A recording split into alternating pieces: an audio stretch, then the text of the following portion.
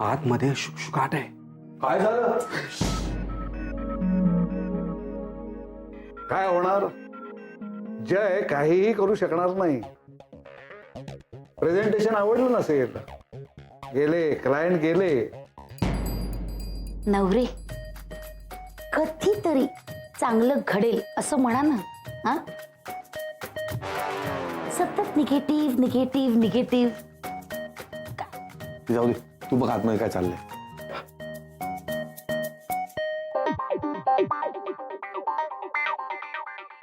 जयसाहेब सगळ्यांसमोर उभे आहेत आणि बाकीचे सगळे सुद्धा शांत आहेत. कुणीच काही बोलत नाही. म्हणजे प्रेझेंटेशन झालं का? तेच कळायला मार्ग नाही ना. फक्त भयंकर शांतता. तू बघ जरा.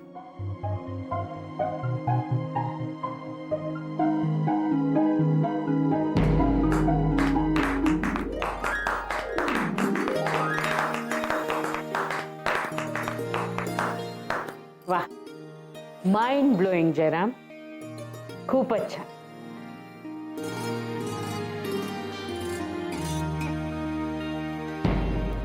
टाळ्यांचा प्रचंड कडकडाट. बघा नवरे, घडलं की नाही चांगलं? अरविंद, अंगाऱ्याचा गुण.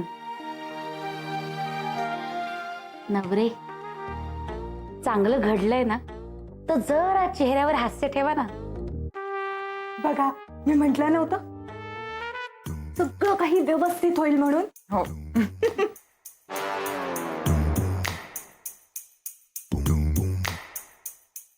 सगळ्यांच्या चेहऱ्यावर आनंद. आणि मग जयचे सासरे? हा, अगं, जयचे क्लायंट. त्यांचं काय कळत नाही.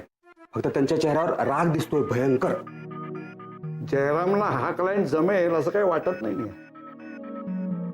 जयचं प्रेझेंटेशन चांगलं झालं यापेक्षा दुसरी आनंदाची गोष्ट नाही. हा, खरंय खरंय, बरोबर आहे. एक वर झालं मला. काय चाललंय काय? हा, शांत रहा. हे बघा, प्रेझेंटेशन आत्ताच झालंय, अजून निर्णय करायचा आहे. पण झालं ना प्रेझेंटेशन.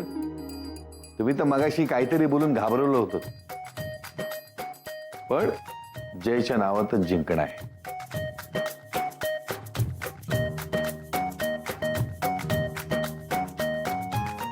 Thank you sir. तुम्ही आम्हाला तुमची 10 मिनिटं दिली, पण त्याही पेक्षा जास्त वेळ प्रेझेंटेशन ऐकलं. सर, मला असं वाटतं माझे कलीग जयराम यांच्यावरचा माझा विश्वास योग्य आहे. आणि आता हे तुम्हालाही पटलं असेल.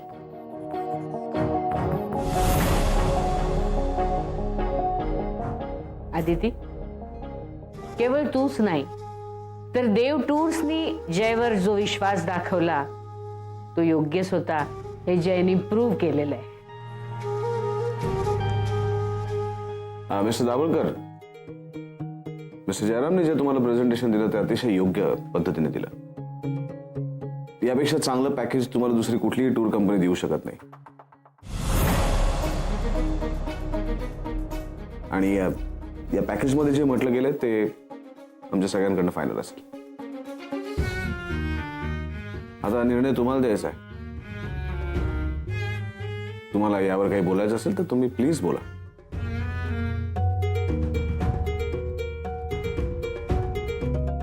देव मॅडम, मी तुमचं प्रेझेंटेशन बघितलं, ऐकलं,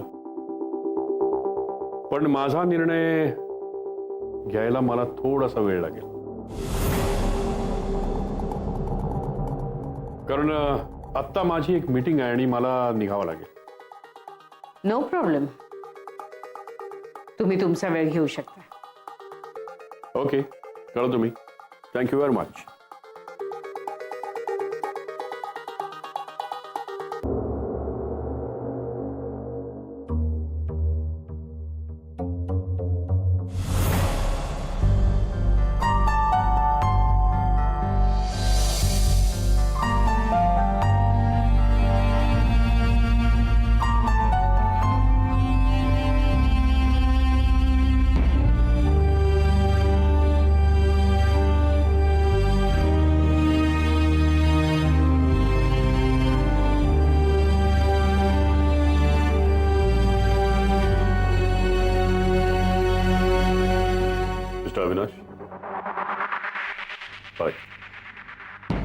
मिस्टर दाभोळकर, यापुढे तुम्ही आमच्या कंपनीत याल तेव्हा आमचे जुने क्लायंट म्हणून परत याल अशी आशा आहे. आणि थँक्यू सो मच वेळ दिल्याबद्दल.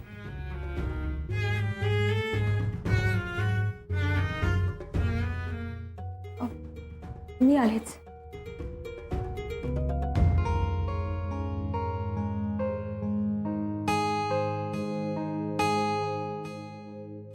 काय जय, हा खुश ना?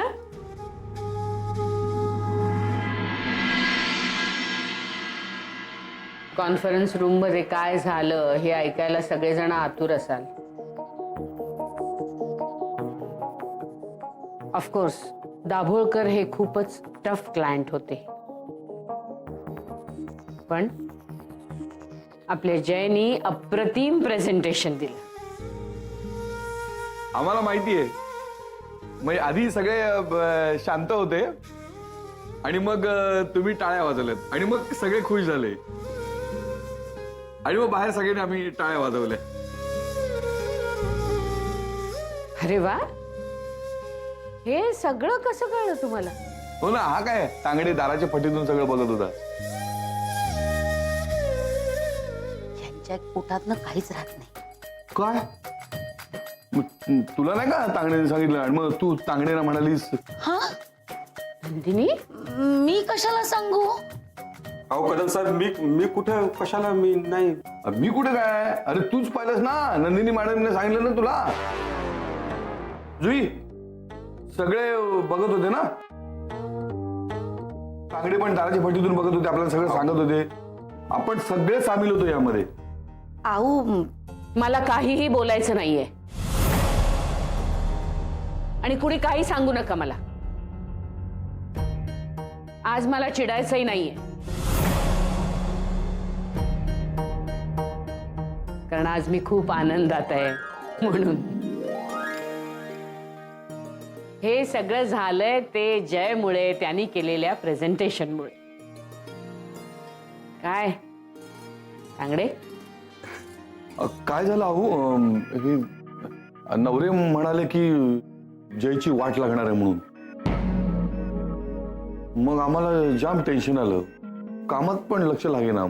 मग न राहून आम्ही. हो ना, नवरे पण ना उगाच काहीतरी सांगत असतात. नाही म्हणजे मी आतमध्ये जयरामना काही बोलताना बघितलंच नाही ना. शांत गप्प असे उभे होते. हो, मग मला वाटलं की आता सगळं संपलं. तरी मी सगळ्यांना सांगत होतो, ऐकू नका, ऐकू नका. नवरे, पण तुम्ही सुद्धा ऐकायला होतात ना जेव्हा तांगडे सांगत होता? मी फक्त उभा होतो, ऐकलं मात्र तांगडेनं. नवरे, पण असं का सांगितलं तुम्ही? तुमचा आपल्या कंपनीतल्या प्रत्येक माणसावर विश्वास हवा. सिनियर आहात तुम्ही. तुम्ही असं बोलला नसतात तर तांगडेनी दरवाजाला कान लावले असते का? किंवा नंदिनींनी सांगितलं असतं असं बाहेरून ऐकायला? असं नका करू. पुन्हा असं केलं तर मला सरांच्या कानावर घालावं लागेल.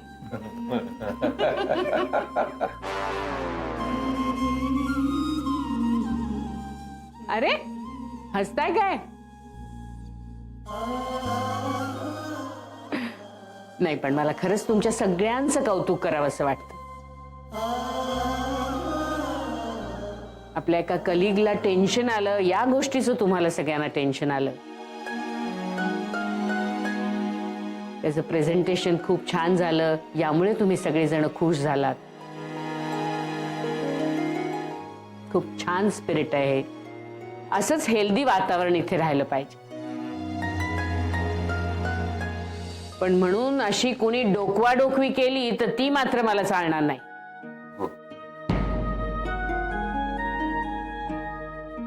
कामाला लागा, नाहीतर आनंदाच्या भरात कामं बाजूला राहिली असं व्हायला नको. जय, तू मला केबिनमध्ये येऊन भेट. हो.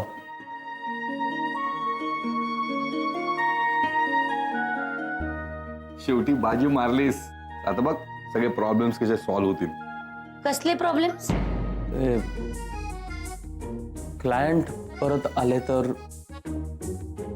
हो ना काका? हा. मला तेच म्हणायचं होतं. अभिनंदन. अभिनंदन जयराम. कॉंग्रॅच्युलेशन. चला चला काम करा चला. मला कळतंय तुम्हाला उशीर होतोय, पण मला थोडं बोलायचं होतं. थँक्यू.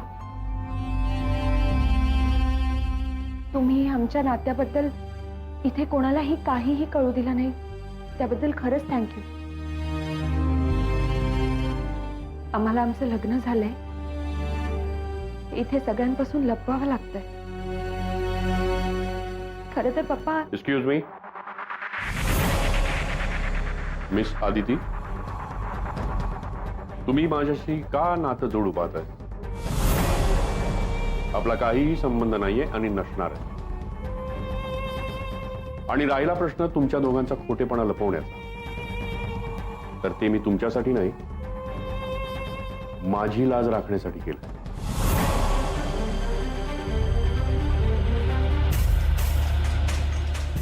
कारण माझ्या एकुलत्या एक मुलीने एक चूक केली होती, ती जगासमोर आणून मला माझ्या इब्रतीला धक्का लागू द्यायचा नव्हता.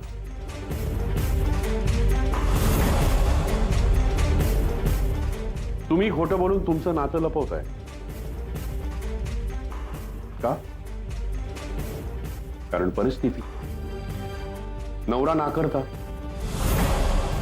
नाती तेव्हाच लपवली जातात जेव्हा त्या नात्यांना काहीही अर्थ नसतो. ते नातं जगासमोर दाखवायला तुम्हाला लाज वाटते. याचाच अर्थ ज्या निवडीवरती तुम्हाला गर्व होता ना, ती तुमची निवड साफ चुकली आहे. नाती लपवून ती विसरता तर येत नाहीत ना? नाती लक्षात ठेवायची नाही असं एकदा ठरवलं की मग समोर आलेली प्रत्येक व्यक्ती अनोळखी वाटायला लागते. पण तरीही तुम्ही प्रेझेंटेशन ऐकून घेतलं. तो माझ्या एथिक्सचा भाग होता. कारण कुठलीही गोष्ट न ऐकता त्याच्यावरती मत देणं माझ्या एथिक्स मध्ये बसत नाही. And for your kind information, मी फक्त प्रेझेंटेशन ऐकून घेतलंय, अजून डील फायनल केलेलं नाही. मला माझ्या नवऱ्याच्या कर्तृत्वावर पूर्ण विश्वास आहे आणि माझ्या वडिलांच्या निर्णयावर सुद्धा. ते कधीच चुकीचा निर्णय घेणार नाहीत याची खात्री आहे मला.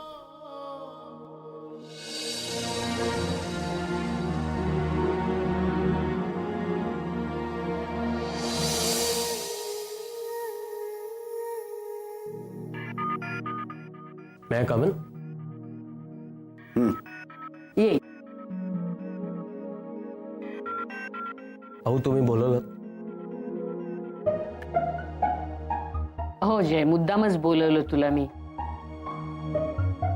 तुझं प्रेझेंटेशन खरंच खूप छान झालं. अप्रतिम. किती कॉन्फिडेंटली बोलत होतास तू. तरी सुद्धा दाभोळकर काहीही निर्णय न देता परत गेले. काय हरकत नाही. आपण आपल्या कामामध्ये कुठेही कमी पडलेलो नाही. मग झालं, आता त्यांना त्यांचा वेळ घेऊ दे. बिझनेसमध्ये कधीच असा तडकाफडकी निर्णय घेऊन चालत नाही. आणि दाभोळकर ते तर तसं कधीच करणार नाहीत. माणूस असो किंवा बिझनेस डील, ते अगदी 100 वेळेला पारखून घेतील आणि मगच काय तो फायनल डिसिजन देतील.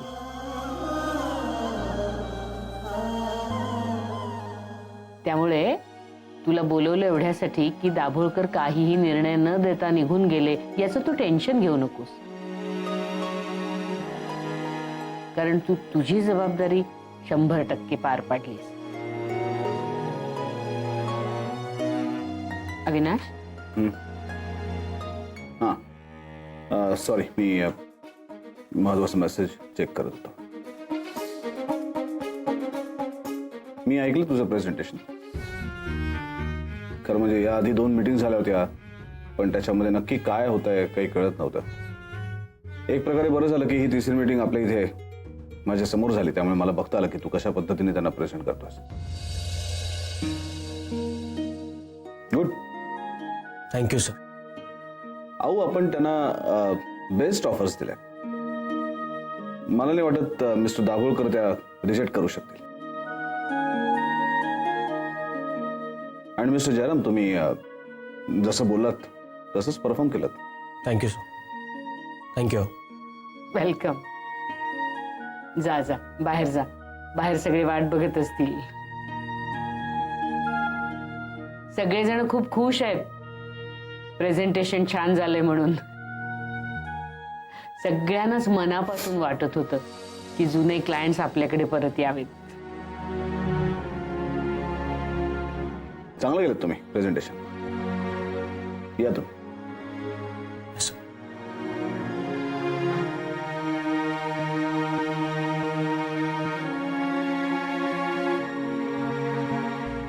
अहो, तुझ्या सांगण्यावरनं मी जयरामला संधी दिली आणि त्याने कामही चांगलं केलं. फक्त माझ्या सांगण्यावरून?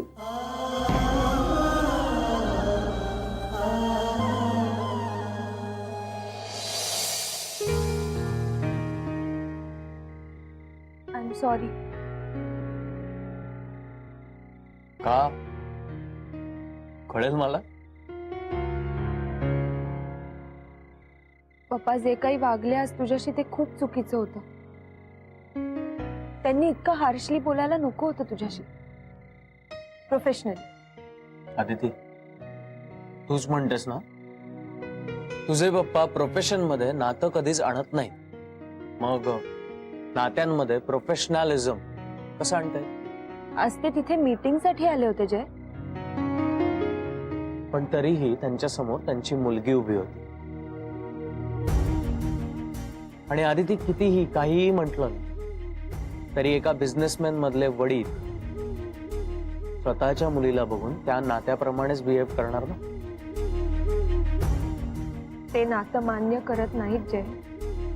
नातं मान्य न केल्याने ते टाळताही येत नाही. आदिती, अजूनही त्यांचा जीव तुझ्यासाठी तळमळतो. आज ते जे काही माझ्याशी वागत होते, बोलत होते, ती त्यांची तळमळ होती. तरीही ते तुझ्याशी जे काही वागले ते मला आवडलेलं नाहीच आहे. बघ, ते जे काही म्हणाले ते तू त्यांची मुलगी आहेस म्हणून. पण मग त्यांनी हा सगळा राग प्रेझेंटेशनवर का काढावा? ते असे अचानक तिथून निघून का गेले? आपल्याला तसं वाटलं असावं. हे बघ, त्यांना उशीर झाला होता, त्यांची मीटिंग होती, म्हणून ते तिथून निघून गेले.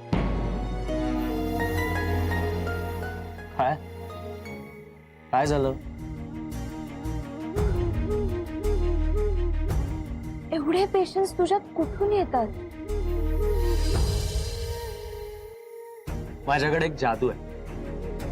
एक सुंदर चेहरा, ज्याच्याकडे बघितलं ना की सगळं काही व्यवस्थित होणार आहे असं वाटायला. पॉझिटिव्ह एनर्जी मिळते. पास झालं, पुरे झालं कौतुक. बरं मला सांग, आज आऊंनी बोलवलं होतं ना तुला? काय म्हणाल्या त्या? आणि सर काय म्हणाले? जय, तू लेट आलास म्हणून सर काही बोलले का तुला? आदिती, आऊंनी आज मला बोलवलं. मी आत गेलो तेव्हा सरही होते तिथे. मग? आणि मी काही बोलायला जाणार तेवढ्यातच आऊ मोठ्याने म्हणाल्या, गुड जॉब जय. काय? थँक गॉड, तू घाबरवलं होतंस मला. पण अजून काय म्हणाले आऊ? मला म्हणाल्या, आपण आपला 100% प्रयत्न केला यातच आनंद. खरंच आऊ किती गोड आहेत ना, किती पॉझिटिव्ह आहेत त्या. आज तुला प्रेझेंटेशन देण्यासाठी किती पटकन होकार दिला ना त्यांनी. मला वाटलं होतं की मी उशिरा का आलो म्हणून विचारायला बोलवलं की काय. काही विषयच काढला नाही का त्यांनी. अहो ना अचूक कळतं कुठल्या वेळी कुठल्या गोष्टीला प्रायोरिटी द्यायची. हॉस्पिटलमध्ये होतो तेव्हा मलाच खात्री नव्हती मी वेळेवर प्रेझेंटेशनला पोहोचू शकेन की नाही. आता एकीकडे अण्णांचे रिपोर्ट्स आहेत. जय,